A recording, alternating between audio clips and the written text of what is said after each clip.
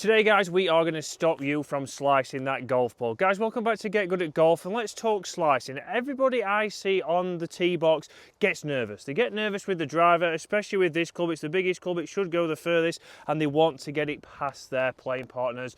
Some call them friends, some call them playing partners. It depends. Allies. So what we want to do here is obviously think about why are you slicing the golf ball. We need to figure that out, because how many times I see people on this hole here, for example. We're on the 14th hole here at Woolley Park. It's a par 5, a dog leg to the left. So for the slicer of the golf ball, which I certainly was as a beginner golfer. We all were, mate. We all were.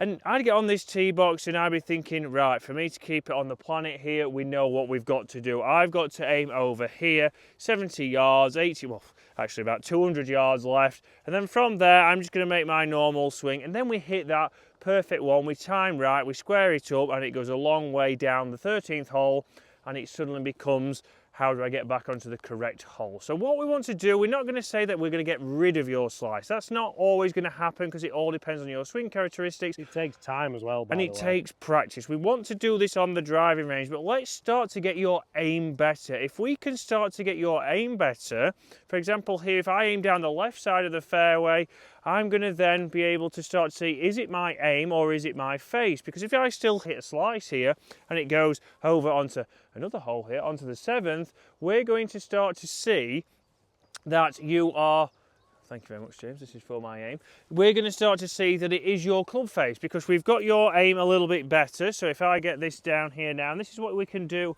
on the driving range here.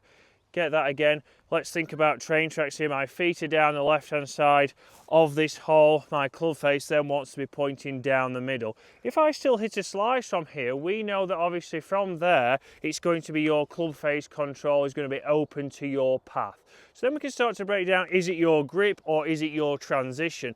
So in your head, you can have a better picture, especially on the driving range, of where you are going wrong and why you are hitting that slice. So you might then want to think, right, I need to get myself a lesson just to figure out, is it my grip or is it my transition?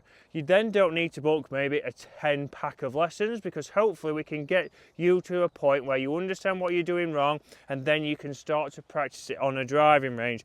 But get this down there, get it square on a driving range, pick your target and be really specific with where you are hitting it. You can see I can get my toes matching there. I want to get my club face now square to my feet, and again pointing down the middle of this hole. And then on the driving range, you can start to give yourself, like I say, a target. For me here, I'm going to say this ball should start left of that big tree. If it moves right of the smallest tree, I'm going to call that a slice. If I get it moving just to the right of that big tree, we're going to call that a fade. And from there, obviously, that's already ticking a box. That's already a little bit better. We're not slicing the golf ball anymore. We're fading that golf ball. We're hopefully going to hit a few more fairways. Hopefully start to better understand what our swing is doing and get good at golf.